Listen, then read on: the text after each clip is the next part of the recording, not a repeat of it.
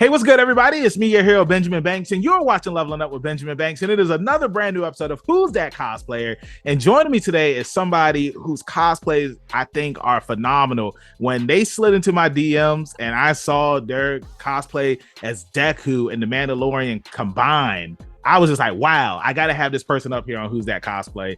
And joining me today is Cosmicloud. Cosmic, how are you doing today? I'm doing pretty good.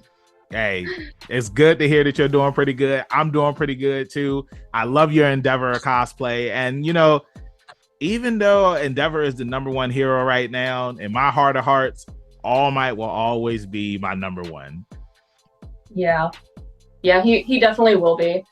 He's going to be taken over by Deku. So I love it, man. And I'm ready to get into today's interview. So before we do that, please make sure that you like this video, you subscribe to the channel, and you hit that bell button so that way you're always notified when we have new content here on Leveling Up with Benjamin Banks. And as D always says, podcast link down below in the description. Like, follow, subscribe. So let's go ahead and get into today's interview. So Cosmic, the first question that I ask each and every guest up here on Who's That Cosplayer is, what is your origin story? Every hero or villain has one. So tell everybody who you are. Well, it started literally 10 years ago. I celebrated 10 years last month. Nice, congrats. And thank you so much. And it started just scrolling through YouTube at the time, looking up Attack on Titan because it was 2013. That was the thing. And I came across a bunch of just skits and C&Bs from a group called Vendetta Cosplay. They are wonderful and they made super amazing things. They are known from like Attack on Titan High, and they have a Sound the Bugle CMV. And I just fell in love with that idea. But not being able to afford a lot and not knowing too much of how to do makeup or create my own cosplays, I was like, you know what? I'm gonna cosplay Tony Stark. I got the hair. I have some hand-me-downs. I have a dry erase expo marker. And I just started from that. Nice. So like, how was your experience when you cosplayed as Tony Stark?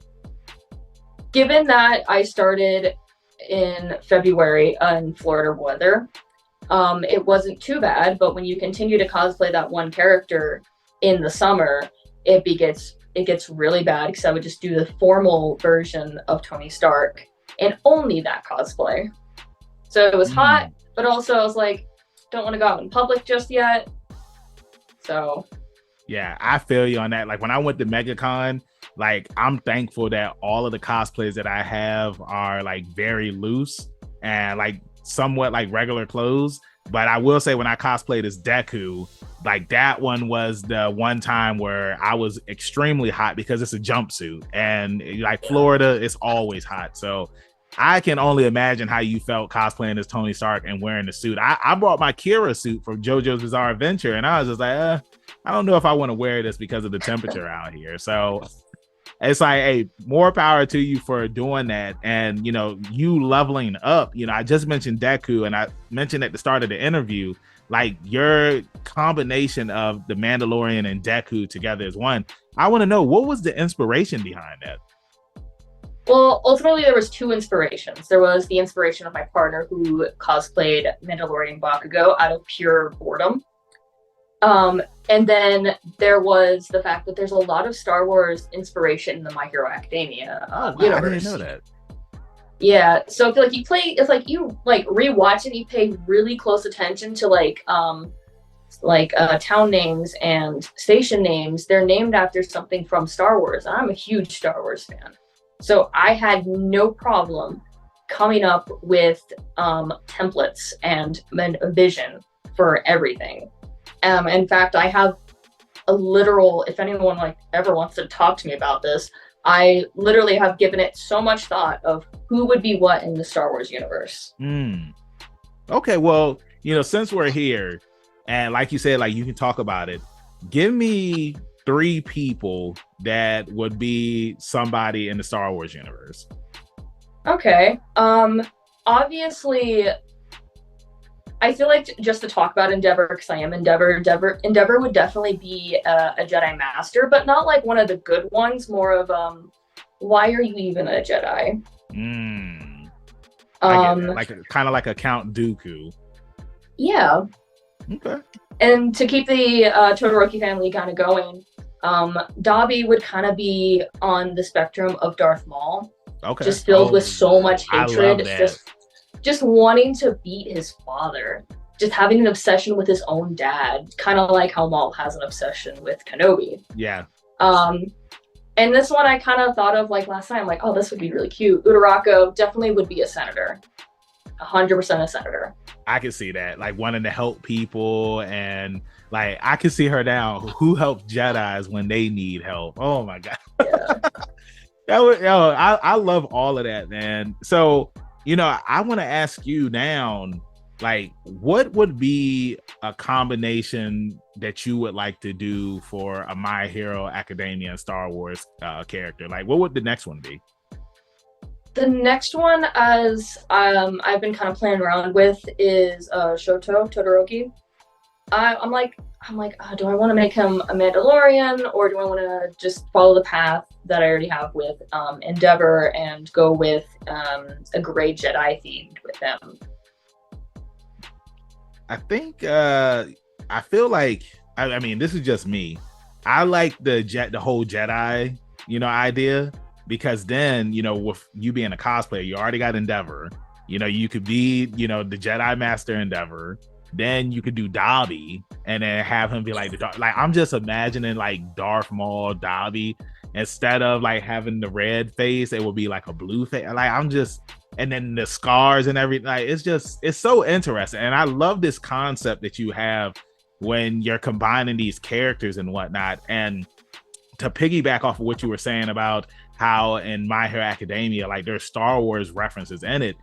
The one thing I love about Horikoshi is that like he puts references from a lot of things in My Hero Academia. Like when you see them in the hospital and you have the one doctor that looks like Mario, Yoshi, and Toad. I thought that was really cool. And nobody like, because I don't know if you read the manga, but when I was reading the manga and I saw that, I had posted it on Twitter and people was just like, oh wow, like I didn't even know. I was just like, how did you know? Like they look just like them. So it's crazy, man. So I want to ask you now, like, going to conventions now, after you've leveled up, like what has been like some of your favorite moments from going there? Favorite moments from going to literally any convention, in my opinion, will always be exploring the convention center itself, because you never know what you're going to find. My favorite memory I will always have is when I went to Phoenix Fan Fusion last year.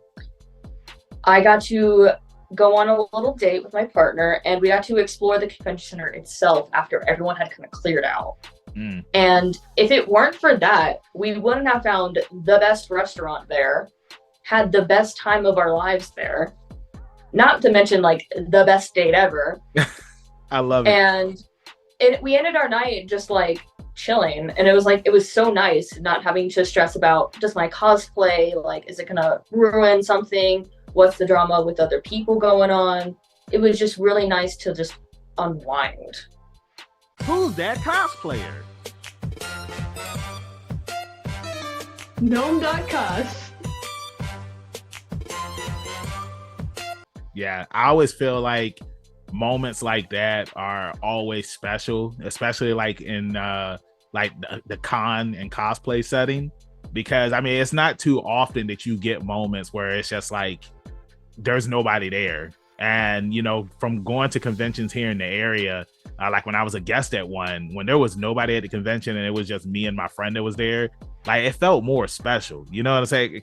Because it's like there's nobody there. You can actually like see stuff. You see them breaking down stuff. You can go to rooms that you weren't able to go to before because they were locked off. Like I found out that there was a tower in this one building that they have cons at all the time, and I was like, wow, I never even knew that you could come up here. But it's like you wouldn't know that if like there were thousands of people at the con. So I think it's awesome that one of your favorite moments is like finding this stuff with your partner and like just having a cosplay adventure.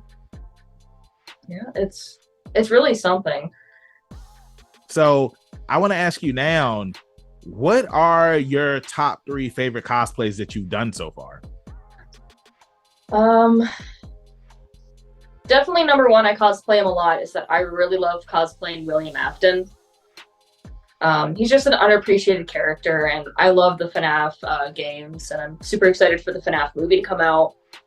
So I really love cosplaying him. Not a lot of people know who I am. When they look at me, they're like, "Oop." But that's okay. It's really comfy cosplay. The second one would probably be Fantasy Deku. That one's also like a really free moving cosplay. Like there's not a lot of parts that are restricting me, and I can kind of just like trot around and just be free. Last one I'd probably say would be my custom Mandalorian armor. I feel so cool. I sometimes put on the helmet and I'm like, is this what Pedro Pascal feels? Because I feel so cool. I feel like so amazing, and I was just like, it's that bit of confidence. I just walk around the cons like, yes, I am. It's like being a knight almost, but in the Star Wars universe. Yeah. Now, do you get asked to take your helmet off when you have that cosplay on, or do you already go into the conventions with the helmet off? Depending if I'm going into Artist Alley. If I'm just like outside of Artist Alley, helmet is on. In Artist Alley, I have to take it off. Otherwise, I'm like knocking into people. I might as well be tripping and falling everywhere.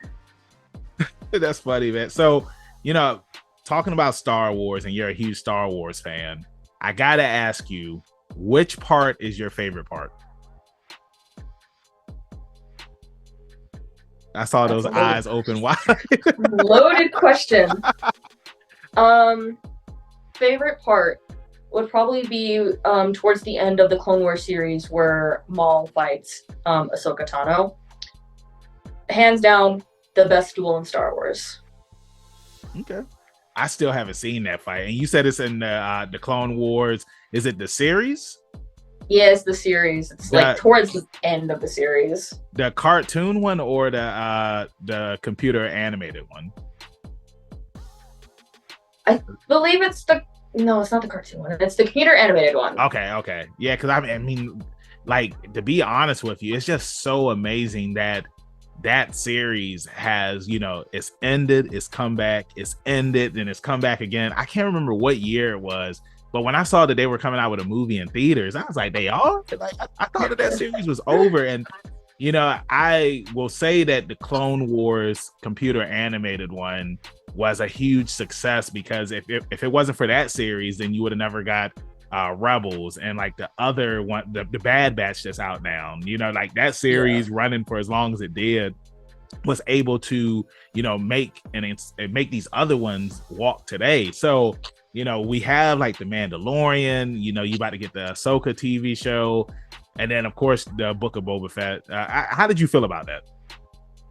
Honestly, I really did like certain aspects of the Book of Boba Fett, but I felt like it also lacked in some places as well. Yeah. I feel like they could have explored more with Boba Fett than like gearing off and be like, okay, here's what Den's doing. Yeah. As I feel like with the Book of Boba Fett, like I was hyped for it after seeing him in Mando, and then like when you watch it, he's just like, no, we don't hurt people. I'm just like, huh? Like I was expecting like a Star Wars Western shooter, but hopefully in book 2 of Boba Fett, we get that, because I mean, you did have people that did love it, and then you had people that didn't like it. And then you had people where as soon as Mando showed up, they was just like, yes, like we're getting another Mando and Boba Fett show. So I want to ask you now, like, if you were in the Star Wars universe, like what would you like to be?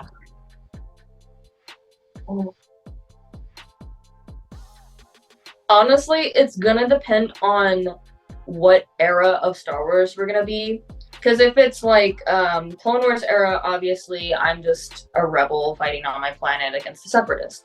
But I'm gonna be totally honest, if we are in the Empire era, I 100% would join the Empire just to be wearing the armor.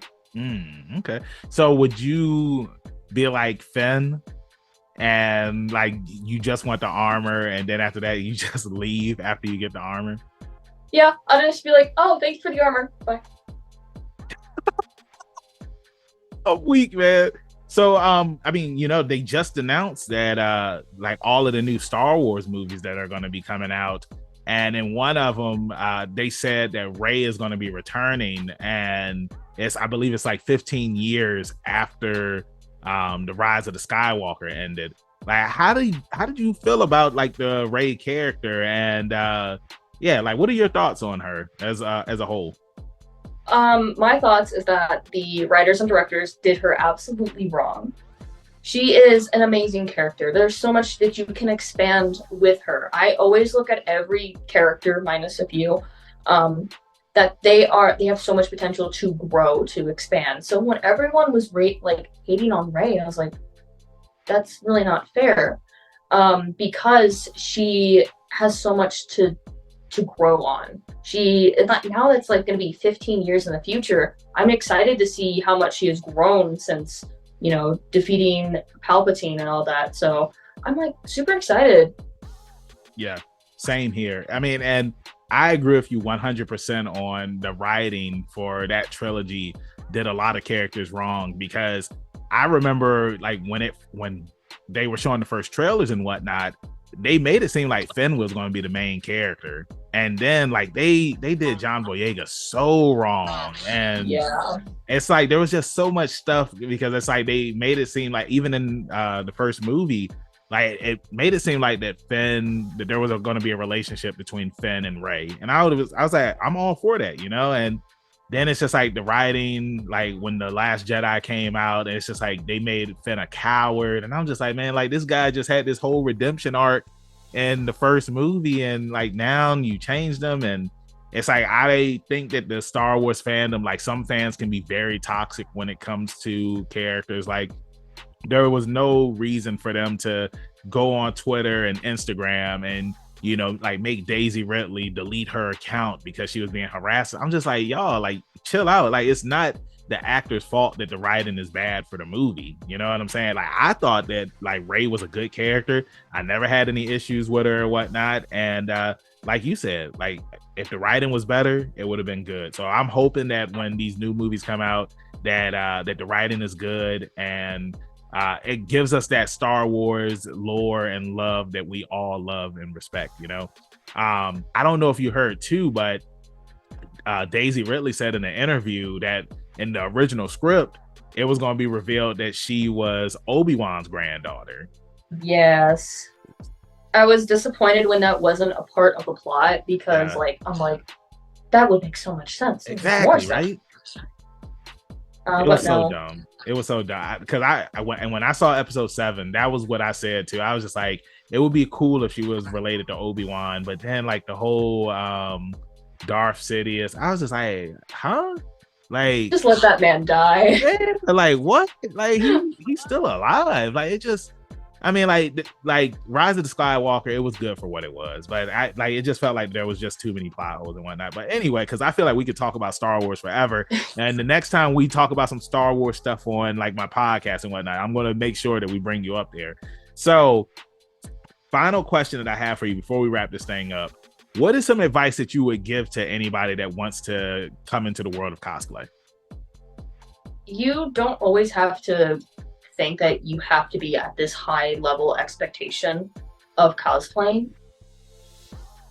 I definitely recommend starting to closet cosplay. Use what you have. If you have the money and you have the resources, cool, you can buy your cosplays online. There is no shame in that. Cosplay community is supposed to be an open place, and people being open-minded and welcoming new people into the cosplay community is the best feeling in the world. And plus, you get to meet amazing people in the cosplay community. I love that. And like I always say, pretty solid advice from an awesome guy. So Cosmicloud, thank you so much for joining me up here on Who's That Cosplayer. It was awesome talking to you and nerding out. Before I let you go, let everybody in social media land know where they can find you at. I'm known as Cosmicloud. There's only 2 C's in Cosmicloud. People always mess that up. You'll just find me everywhere. I'm on TikTok, Instagram. I'm pretty sure I'm on DeviantArt too, YouTube. I'm everywhere. Awesome. Hey, y'all go and follow Cosmicloud on all of his social media accounts. And y'all know where y'all can find me, your hero Benjamin Banks, at King Benji _Banks on TikTok, Twitter, and Instagram. You can find me on Facebook at Benjamin Banks. I should be the first person to pop up. If not, then I need to contact Mr. Zuckerberg. And with that being said, keep that pinky up, stay positive. We'll see you next time on Leveling Up with Benjamin Banks. Peace. Thanks again, everybody, for watching another episode of Leveling Up with Benjamin Banks. Make sure you like, follow, subscribe to the channel. Podcast, we got that too. Make sure you give us a thumbs up and hit that bell for further episodes and notifications. Thanks a lot to our patrons. And if you don't mind, join the Patreon. We'll be having new specials coming up soon.